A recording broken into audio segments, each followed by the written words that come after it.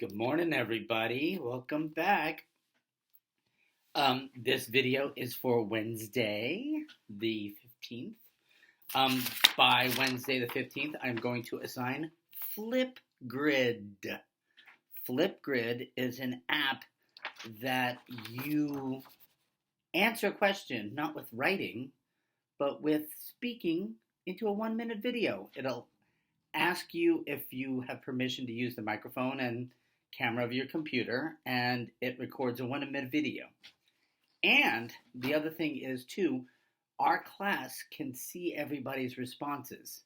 So it's like writing by speaking and recording a video. And I've always said the best writing is when you're talking on paper. Can't you just talk? Let it flow, man. Let it flow. Just talk and you can write, right? That's what I always say. So anyway, it turns out you don't need Clever for it. You go to flipgrid.com. And I'm going to push this on Constella and the blog too, okay? You enter a flip code. It's LIITT4963. The reason that is I did this through the district login, and the district spelled my name wrong. Isn't that hysterical? They put two I's. So it defaulted to this.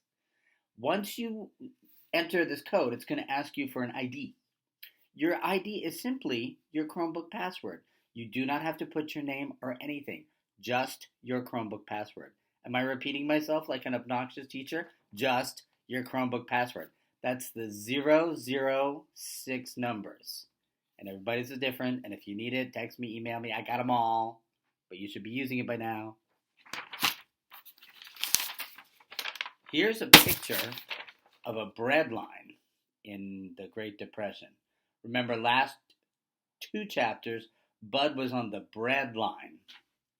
Here's a bread line. Today we're going to learn about a Hooverville. And a Hooverville is kind of just like a homeless camp, really, of the Great Depression. So I'm going to jump right in. Chapter 8. Something stepped on a little stick. As soon as the twig cracked, my eyes snapped open, and I was wide awake. I held my breath, and I kept still as I could. Whatever it was that was sneaking up on me, I knew that I'd woken up because it stopped moving, and it kept still too. Even though my head was still under my blanket, I could feel two eyes staring at me really hard, and I knew these weren't critter eyes. They made the hair on the back of my neck raise up only the way human being eyes can. Without wiggling or jiggling around too much under my blanket, I got my fingers under my jackknife, right when I was ready to push the covers off me and start running. Whoever it was that had been watching jumped right on top of me, and I was trapped like a roach under a dish rag. I tried to guess the exact spot that the person's heart was at, and then I pulled my knife back. A voice said, "If you ain't a kid called Bud from the home, I'm really sorry about jumping on you like this." It was Bugs, my friend Bugs, from the home. When I tried to talk, it felt like I had to suck all the air out of Flint. I got breathing hard and I said, "Bugs, it is me. You nearly scared me to death." He got off me and I threw the blanket over to the side. "You don't know how lucky you are. I was just fixing to stab you in the heart." Bugs looked like he knew he had a real close call. "I'm sorry, Bud. I didn't mean to scare you, but everybody knows how you're going to sleep with that knife open, so I figured best to grab hold of you so you wouldn't wake up slicing nobody." Evidence of a tough life. He has just this little pocket knife, but he sleeps with it open. Shucks, even though it was Bugs who'd come real close to getting his heart poked, I was the one who was still having trouble catching my breath. "How come you aren't back at the home?" But before he had a chance to answer, I knew. "You're on the lam." Him too. Bugs said, "Yep, I'm going back to riding the rails. When I heard about you beating that kid up so bad that you had to take off, I figured it was time for me to get going too. I thought you might be hanging around the library, so I come down to see if you wanted to go with me. Where are you headed?"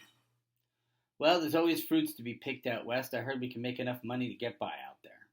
There's supposed to be a train leaving sometime tomorrow to go out west. Maybe we can get this job." "Did you really beat that kid up from the foster home?"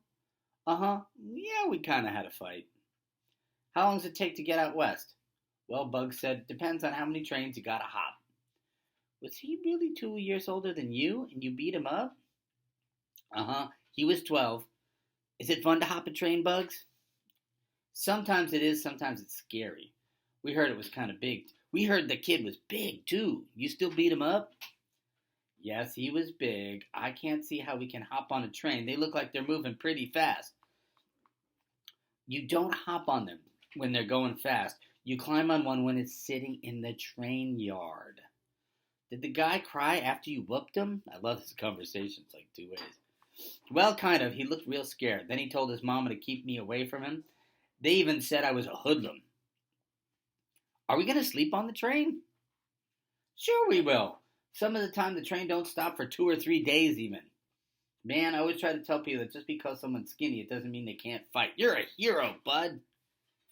No, I really didn't do much. But what about going to the bathroom? How are we going to go to the bathroom if the train doesn't stop?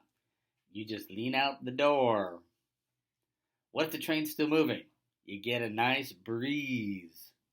Oh, man. Count me in. I can't wait. Bug spit up a glob of slob in his hand. I said, I knew I could depend on you, bud. We're brothers forever. We slapped our hands together as hard as we could, and we got our slobs mixed up real good and waved them in the air. They said dry. And that was official. We were slob brothers. Bug said, we'll go down to the mission. There's bound to be someone there that knows where we can hop this train. We'll be on the lam together. I just found out that we'd have to go to a city called Hooperville outside of Flint. The only problem was no one knew exactly where Hooperville was. It was dark before we found the right direction. I'd never heard of a city that was so doggone hard to find. We walked on the trail through woods that ran through the creek. We could tell we were getting close to Hooperville because we heard someone playing a mouth organ and there was a smell of food cooking. We kept walking in the right direction and the sun was setting. When we could hear the music clear and folks talking to each other and the sound of sticks cracking in the fire, we started just cutting through the trees and we could peek into Hooperville. We looked out from behind a big tree and saw a big wind or even 2 or 3 big wolves huffing and puffing real hard could blow Hooperville into the next county. It was just a bunch of huts and shacks thrown out of boxes, wood, and cloth. The Amos's shed would have looked fancy here. Right out near our tree was a big fire that had been lighting up the sky. It looked like 100 people were sitting around it, watching things burn or waiting for food cooking in 3 big pots set up on the fire. There were 2 littler fires burning. One had a pot big enough to boil a whole person in it. A man was stirring things in a pot with a big stick, which he raised up and he pulled some breeches and a shirt out and he passed it over to a man who was hanging the clothes out on the line to dry. There was a mountain of clothes on the ground next to him, waiting their turn. The other fire was real small. It was off to the side. There were 5 people sitting at this fire, 2 kids, a man and a woman holding a little baby. The baby sounded like it was those new sick babies at the home, coughing real bad like an animal. Shoot, this ain't no city. It's just another cardboard jungle. What? A cardboard jungle? Somewhere you can get off the train and clean up and get something to eat without cops chasing you out of town. Well, what are we going to do? We can't go bust in the city and expect someone to feed us. One of us has to talk to them.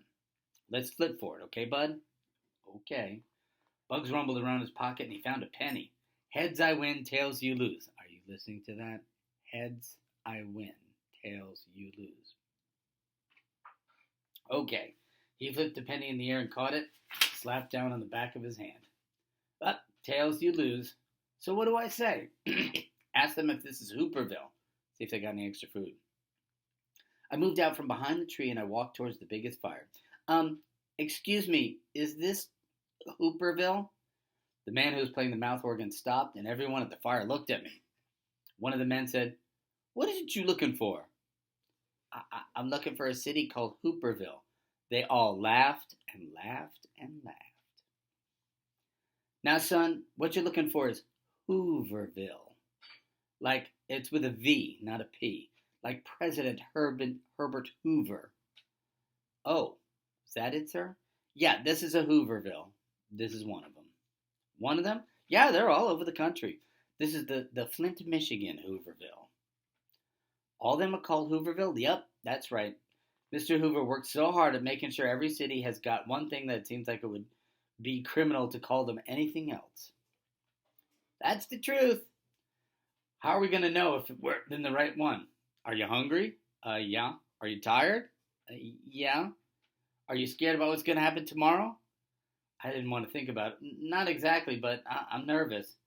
Well, son, any place there are other folks in need of the same thing that you are is the right place to be.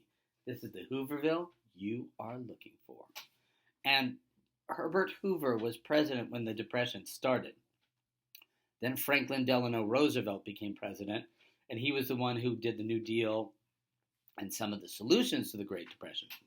But Herbert Hoover is famous for sitting by while the banks failed and things got worse, and he said, "What do I do?" And he didn't do anything.